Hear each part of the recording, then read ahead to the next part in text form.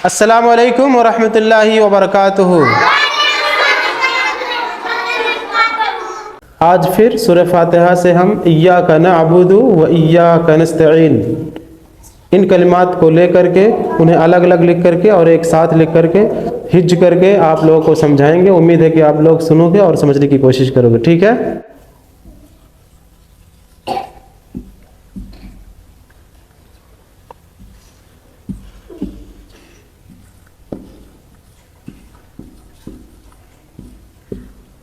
आज हम पढ़ेंगे इय्याका नअबुदु व इय्याका नस्तईन। ये क्या है? अलिफ ज़ेर ई। ये क्या है? ये या है या बा है? या कैसे? क्योंकि दो नुक्ते हैं। अगर एक नुक्ता होता तो बा हो जाता। चूंकि यहाँ पे दो नुक्ते रखे गए हैं सोसे के नीचे या लाइन के नीचे, तो ये या हो गया। ठीक है। अगर यही दो नुक्ते यहाँ होते तो क्या हो जाता? ता हो जाता। ये आधा या है। ठीक है। ये क्या है? तस्दीद। तो कायदा है कि अगर किसी हर्फ पर तस्दीद दाखिल हो जाए तो उसको डबल कर देता है या वो हर्फ दो बार पढ़ा जाता है। ठीक है। एक तो या साकिन हो जाता है और एक या मुतहर्रिक। इसमें समझ लो या साकिन इसमें मुज़मर है, पोशीदा है। तो अलिफ या ज़ेर ई, या अलिफ ज़बर या, ये अलिफ है। क्या हो गया? इय्याका, इय्या। इय्या ये क्या है? काफ ज़बर का। क्या हो गया? इय्याका। ये क्या है बच्चों? नून, आधा नून। ये नून पे क्या रख दिया मैंने? ज़बर। ये क्या है? और ये क्या है? बा। और ये क्या है? नू ऐन जबर ना, बा पेश बू, दाल पेश दो, नअबुदु। क्या हो गया? इय्याका नअबुदु। ये पूरा मिला करके क्या हो गया? इय्याका नअबुदु। हिज्ज कैसे करेंगे? अलिफ या ज़ेर ई, या अलिफ ज़बर या, ये समझ ली अलिफ साकिन है यहाँ पे। या अलिफ ज़बर या, काफ ज़बर का, ई या का, नू ऐन जबर ना, बा पेश बू, दाल पेश दू, नअबुदु। क्या हो गया? इय्याका नअबुदु। अब असल में ये किन किन हुरूफ से मिलकर के बना है इय्याका नअबुदु? अलिफ और या साकिन,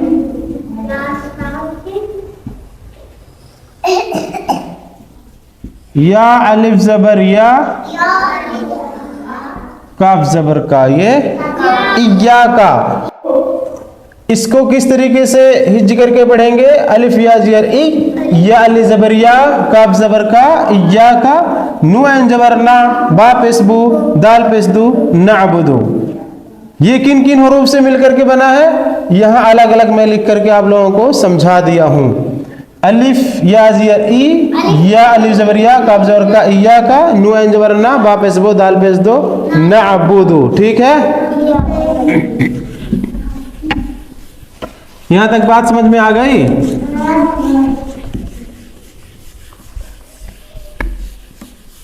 अब हम नस्तईन समझेंगे।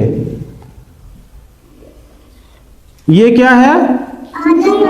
आधा नून ज़बर ना और इसमें मिल गया सीन और इसमें ता का सोसन लगाया, नस, और फिर इसमें मैंने आयन मिलाया, फिर इसमें या मिलाया, फिर इसमें नून मिला दिया। क्या हो गया? नस्तईन। नून सीन जबर नस, ता जबर ता, ऐन या ज़ेर ई, नून साकिन। नस्तईन, नस्तईन। असल में ये है नून है अलग और सीन साकिन है, ता मतहर्रिक यानी ज़बर है ता पे, एन पे ज़ेर है, फिर या साकिन है, नून साकिन, ये है क्या हो गया नस्तईन। या अगर नस्तईनु पढ़ना चाहते हैं इसको तो इस पे पेश रख दो नस्तईनु। लेकिन याद रखो कुरान के अंदर कहीं भी आप पढ़ोगे, अगर आप रुकना चाहते हो, वक्फ करना चाहते हो, यानी सांस तोड़ना चाहते हो, तो चाहे ज़बर हो, ज़ेर हो, पेश हो, कुछ भी हो, आप वहाँ पे साकिन पढ़ दोगे उसको। ज़बर ज़ेर पेश उल्टा पेश हो तो उसको क्या पढ़ोगे आप साकिन पढ़ दोगे। नस्तईनो नहीं नस्तईन, अगर आपको सांस तोड़ना है, ठीक है, नस्तईन। और अगर के पढ़ के एक ही सांस में पढ़ना है तो नस्तईनो, अगर वक्फ लाजिम वगैरह नहीं है, रुकना नहीं है तो, ठीक है ना, समझ गए। अल मुस्तकीम समझते हैं, अल मुस्तकीम।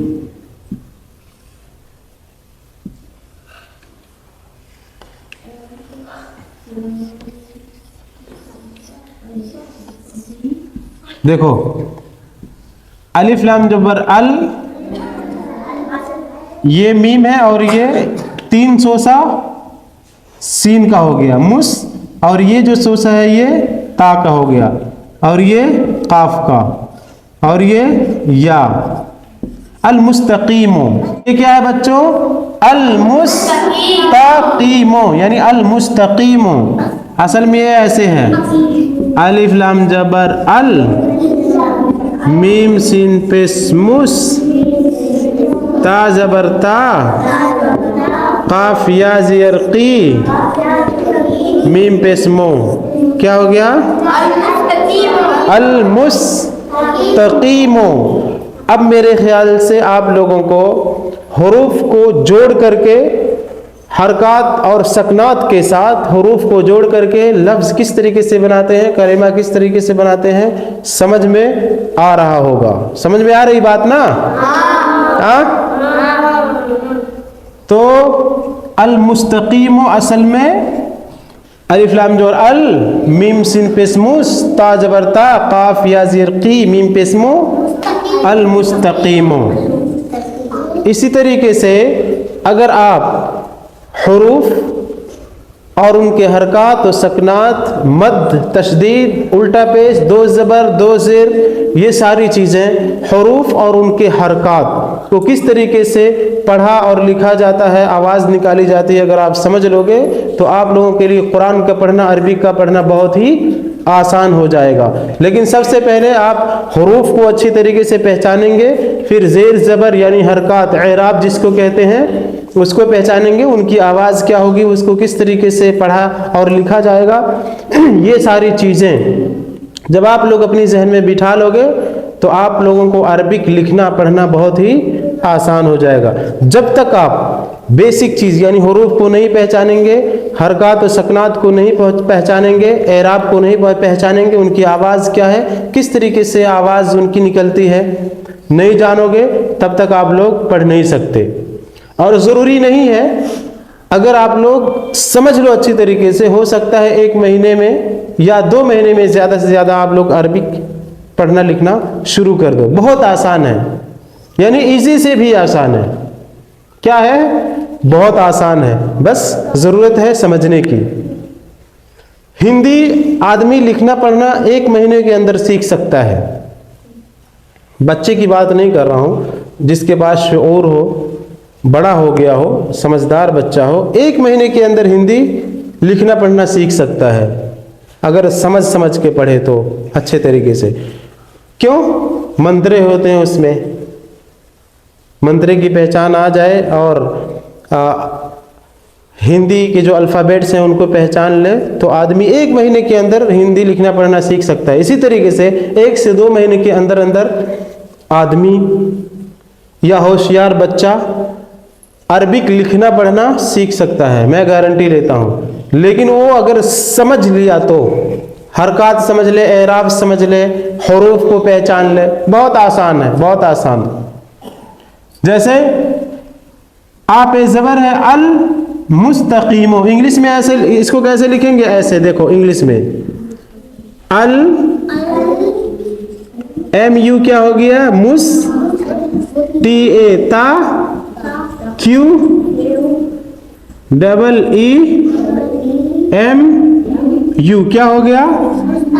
अल मुस्तकीमु। इसी तरीके से अगर मुझे हिंदी में लिखना हो तो आप लिख सकते हो कैसे?